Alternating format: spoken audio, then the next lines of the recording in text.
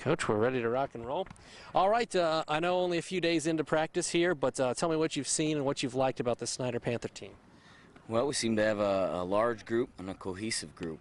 We've been working together all summer, so it's not like we just started, but they worked hard all summer and have prepared themselves for the season and got off to a nice start as far as the work ethic goes. So we're anxious, kind of excited, in these 2 days, take things slow with a lot of work with special teams and a shorter practice until we can go full bore tomorrow. But we're excited. It seemed to be a good group.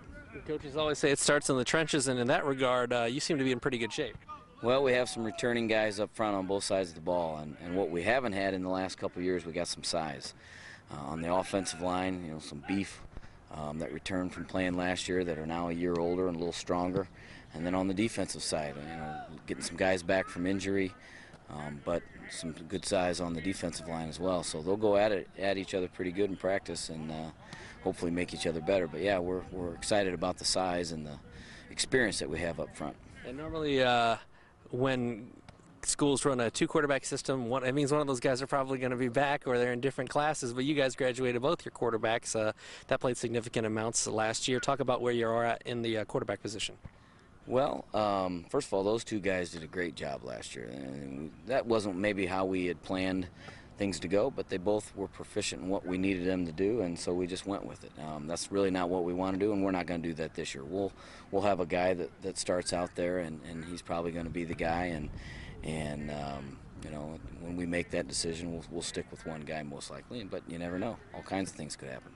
When you take a look at what you have as far as strengths go in the skill positions, John Nelson coming back again, over 1,200 yards last season.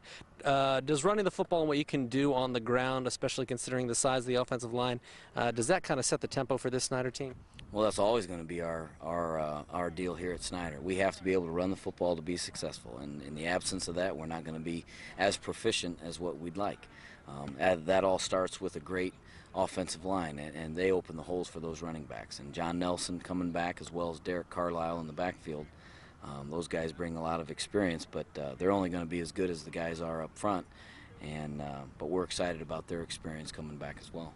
I know you've probably heard Dwenger has a winning streak as far as the SAC goes, and you guys are not used to going 5-year streaks without the victory bell. In fact, you're not used to going more than a couple years without the victory bell.